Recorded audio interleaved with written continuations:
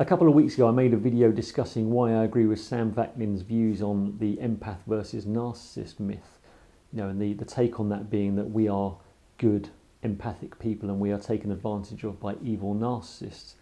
And as I probably expected, that video was the first video I've posted where I got some fairly strong criticism, some fairly strong pushback, which is absolutely fine. This is meant to be a discussion, and these views are mine that I put forward to provoke and challenge, and also to give my perspective.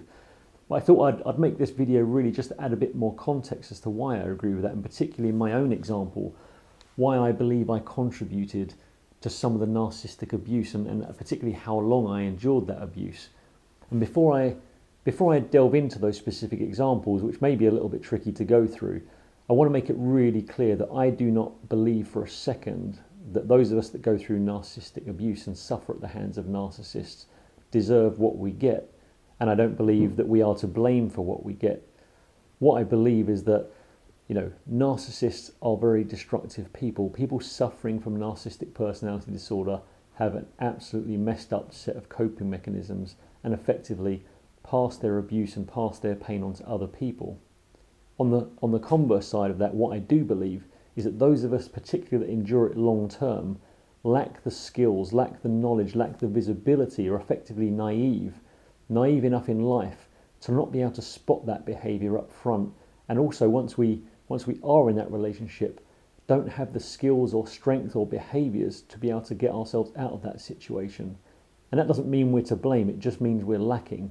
But it does mean that our own behaviours are effectively enabling and extending the abuse we're going through. And the other message I'd like to make really clear on that is I don't believe that makes us stupid people. The trap that we fall in is an expertly crafted trap. It's very, very specifically designed to be invisible.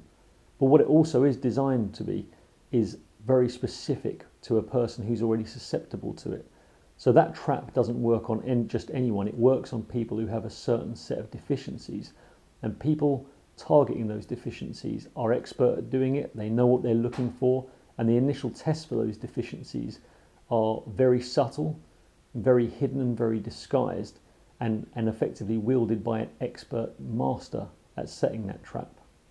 And the other point I want to make really clear is the reason that I don't believe in that myth, and the reason I want us to consider it as victims of narcissistic abuse and give it very careful consideration, is that I firmly believe that it's a form of denial, and that buying into that narrative is ultimately trapping you in the anger and leaving you susceptible to future narcissistic abuse. So my intention isn't to berate, it's to challenge and hopefully help people grow. Even though that message may be slightly uncomfortable, the intention for it is ultimately good. And I know at the start of my healing journey, as I came out of my narcissistic relationship, I focused for a fair amount of time on believing that I was morally better, on believing that I was in the right and that I was just with someone who was particularly nasty. But as I started to leave that relationship and as I started to really analyse things and look back, I went through a very significant journey of looking back at all of the times throughout my relationship where I could have and should have stopped things and exited that relationship much earlier. And some of those I'm talking within the first few days of a relationship, definitely within the first few weeks and months of that relationship. Yet somehow I continued it and managed to undergo that narcissistic abuse for almost 20 years. And there's no way I can look back at that and think I was just with someone that evil that they wouldn't let me leave. That was down to my own doing as well. And that's a difficult thing to come through as you go through your healing journey. It's not easy to look at yourself and say, what did I do wrong? It's an easy option, I think, to look at the other person and say, like, what did they do wrong? But, I'm very fond of, or I have a saying that I live by quite a lot, and that's that the easy thing in life and the right thing in life are rarely the same thing. And I think it's easy to take the narrative that, the narcissist is evil and that I'm just a better, kinder person, And I could live by that narrative very easily, but I believe that's the easy option. The right thing to do is to really be critical of myself as well. I know what's wrong with my narcissist ex. It's obvious. I've spent a lot of time researching that, and I'm not taking any responsibility away from that person. What they did was absolutely abhorrent, and what narcissists do is absolutely abhorrent. What I'm doing is challenging myself and saying, why did I fall for that? Why was I susceptible to it? how can I prevent that in the future? What was I lacking? What skills, what behaviors, what knowledge was I lacking that led me to go into that in the future? And how do I build those skills? How do I build those boundaries? How do I make sure I never undergo another day of that in my life? And that's the real intention of this message. And in the spirit of that message, I thought I would share some examples from my own relationship, particularly from the early years, that there are examples where I look back and if I'm critical of myself, I should have run away and run a mile away very early on, but for some reason I didn't. And part of that I can look back and say, yeah, I was dealing with a trap that was very expertly set, but some of them I look back at as an adult man now, as a grown, developed adult man, and look back and say, why on earth was I still around? And that's a very difficult thing to do. I understand why people don't want to buy that message, because part of the thing I struggle with, and other people I think struggle with, is it can be very easy to look back, particularly over 2 decades, and feel like I've wasted my life. But as you come to develop through it, I feel less like that. I feel less like, oh, that's just who I was back then. That's the behavior that I had. Those are the skills that I had. So I did the best that I could. And I certainly wouldn't do it again now, but I don't now look back at it and think, what a wasted time. I look back and I think, I should have known better, but I obviously just hadn't come across this before, and there were other things going on in my life, or other things that were lacking in my life that led me to want to deal with this that way for some reason, and have no real regrets about it. And the other part of this I'm going to find quite difficult is some of this can be quite humiliating. It's not a pleasant thing to acknowledge some of the very early signs, and some of these things are things I've never told anyone, not my family, not friends. I don't even really want to admit them myself, because it as looking back at them, it makes me realize that I was extremely weak. I was extremely, I guess, naive.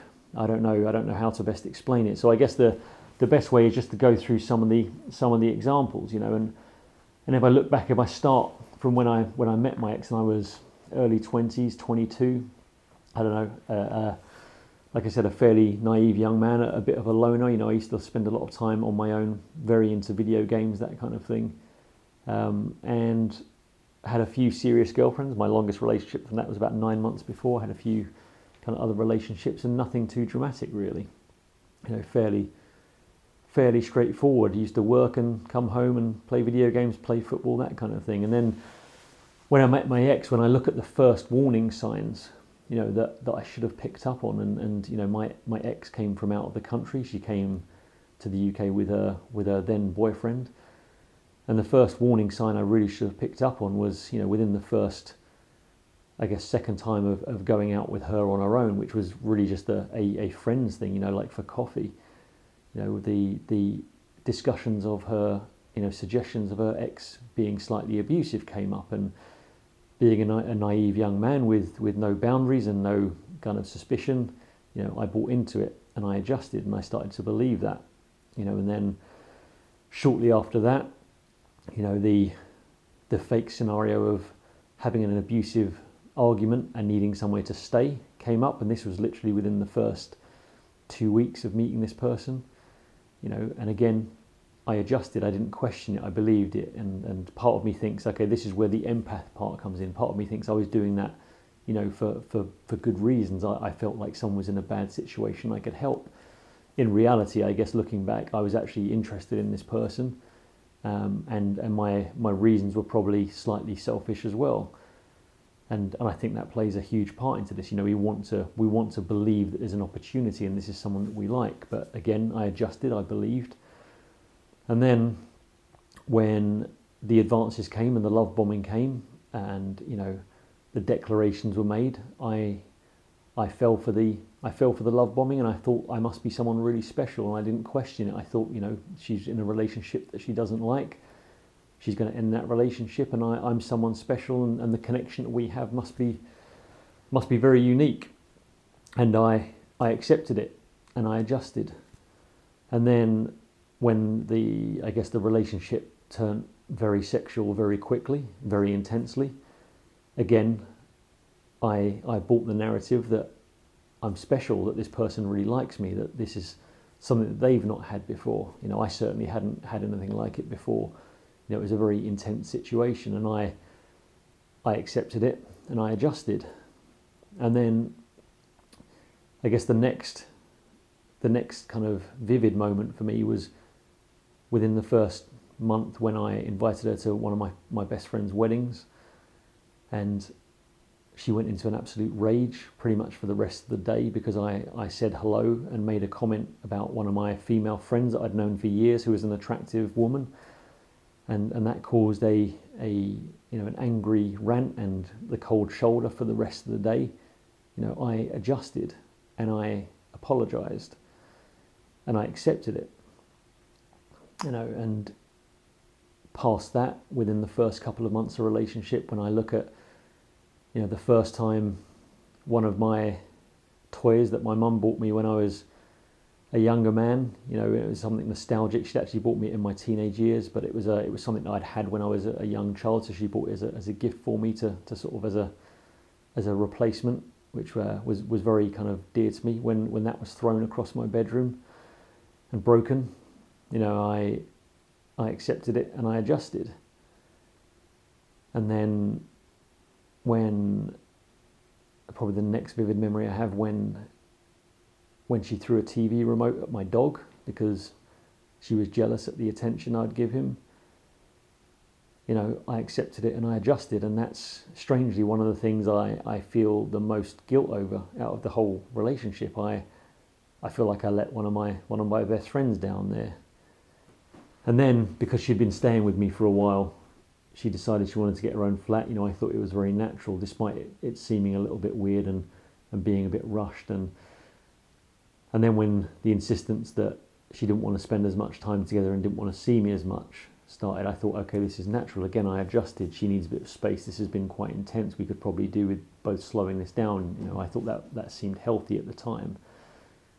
And then when the kind of excessive night clubbing came in, I got a little bit more suspicious, but just accepted it because I didn't want to cause any fights. And then when I started getting told by her what was going on with men in those clubs, I internalized it. I felt hurt, but I felt like she needed freedom.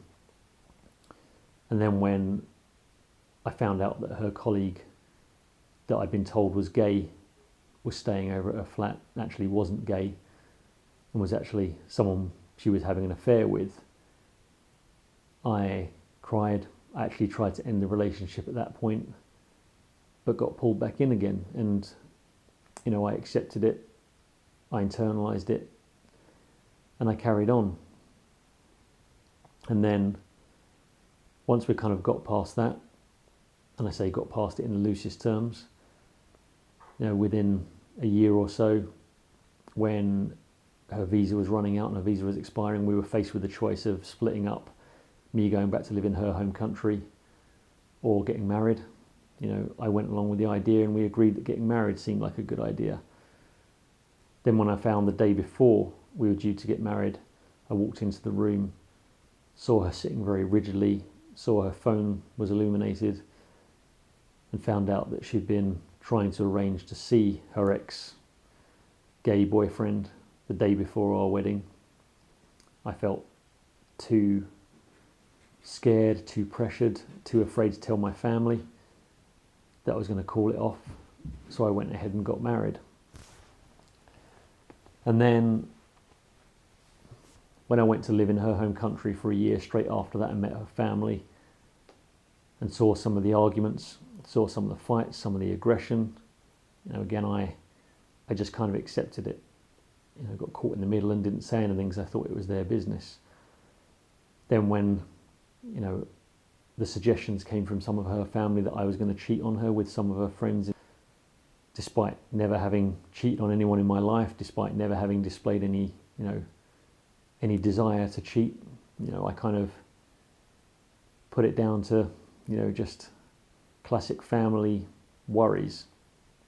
And then when we moved back to the UK and we both found and started careers, when I found that she started to fall in love, as it were, and I say fall in love, be infatuated with just about anyone that came along, for the next 2 years, I internalized it. I internalized my jealousy, my anger, and I start to let all of these things chip away at who I was, at kind of my self-esteem. This is where I really started to become a shell of a person. And then when one day we went for a meal after work, as we'd often do, and she sat down, the first words she said to me were, "If you don't become a doctor, I don't think we can be together." Oh, and then finding out that was because her latest infatuation was a doctor. I internalized it again. I let myself feel worthless, and I accepted it. And then, on the other hand, when I had to work with some of my colleagues and was working in Spain a lot of the time, and when she met one of my colleagues who was an attractive young Spanish woman, became extremely jealous of that and started to take that out on me, both aggressively, kind of emotionally aggressively, physically aggressively. I dealt with it and I apologized and I tried to work around it, to the point where at one point she joined me out in Spain because I was out there working, and we used to try and tie holidays onto the end of it and go and explore Spain a little bit. She arrived one night and decided in a fit of anger to flush all of my clothes down the toilet, pretty much ruining them. I dealt with it and I accepted it. And then skip a year or so, despite various other incidents happening, when my father booked a family holiday for us all to go away to southern Italy, down to the Amalfi Coast. And in the days leading up to it, particularly the morning of leading up to it, witnessing her manufacturing dramas so that she didn't have to go, and ultimately tried to make me not to go. And this is where I start looking at my behaviour and thinking, I feel ashamed about how I displayed it around my family. When I went with my family, despite her being an adult and having her family in the country at the same time as well, when I responded and adjusted to the 10 or so calls over the first 2 days, kind of guilting me into coming back, to the point where I booked a flight on the second day of the holiday, and this is a 2-week holiday. I booked a flight on the second day of holiday and went home, leaving my family. That's me adjusting, that's me being conditioned. And I did it, and I accepted it. And in a way, I don't want to say blamed my family, but I was angry at them because they couldn't understand. And then there's other examples, like constantly through our relationship, when I was constantly being accused of cheating, and this is a very humiliating one to kind of admit, but when she started to instigate kind of physical inspections after work to see if I was cheating or not, I made light of it and I adjusted, and I kind of allowed it to happen. And these go on and on throughout the years, and what I realise, there are a ton of examples that I could go through, but the pattern that is really, really clear, and that I recognise now, that is how you fall into this trap, and why we don't see this trap coming, is it starts off with a small test. It starts off with a small bit of displeasure to see how we react.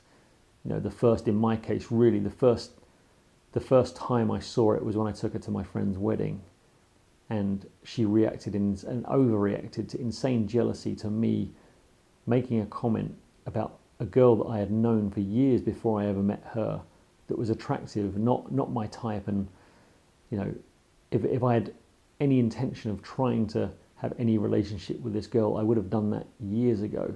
We were really a group of friends. But that overreaction, when I look back at it, was an insane amount of jealousy and part of the whole kind of narcissist or borderline reaction, but also a test to see whether I would adjust, a test to see whether I would kind of back down and conform. And then constantly asserting those kind of tests and reacting with anger. And over time, those tests become more kind of insidious, more vindictive, more selfish, from the point where they're trying to test our response to them just being angry. But then it also goes into the selfish side to seeing if we're willing to accept and how far we're willing to accept their behaviour.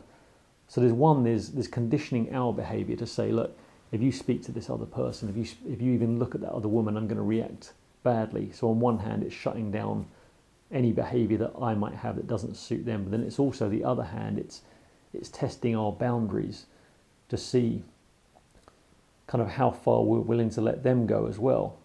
So will they have an affair with someone? Will they flirt with someone else? Will we get jealous of that? How will we react to that? How strong are we going to be? And that ramps up over time to the point where, I was willing to deal and willing to work through, and almost felt like a stronger person because I was able to deal with things like affairs even before we were married, even as we were about to get married. I was willing to deal with that and almost convince myself that was me being strong and have something that other people didn't have, and real honesty between ourselves. And all of this stuff, I mean, there's so many things that I could go through over a 20-year period. That's just a small snippet of things that I really look back at kind of vividly. And that doesn't even touch the last 3 years when things got extremely bad. When things got to the point where I actually broke the illusion and the mask came off of my ex.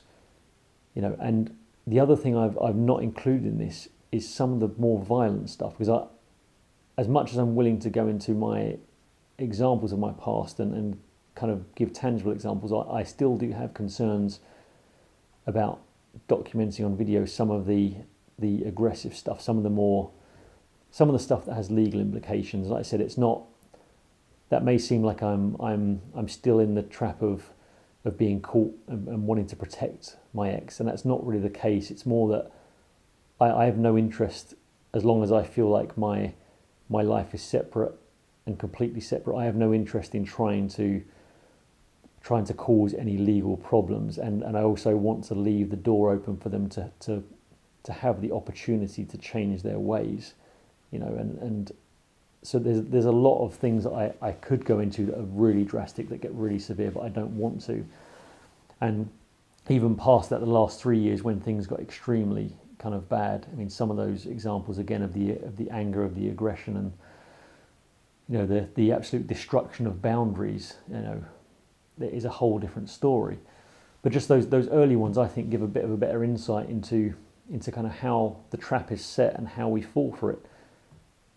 And I don't know if that's helpful or not. It's actually quite hard to talk about. It's the first time I've talked about it, and now I'm putting it in a video, which is a little bit odd. But the reason I wanted to do that is when I look back at just those examples there, and those are probably a fraction of all the things I could think about in my 2 decades of being with this person. When I think about how egregious some of that behaviour is, how any of that behaviour should have, at least given a strong warning. Some of it just should have ended the relationship instantly. For some reason throughout that, I adjusted to it and I accepted it. And that's why I don't believe, I can't label myself as an empathic person. There's definitely an element, particularly in the later stages, where I felt guilt, like I felt I could take the pain for someone else.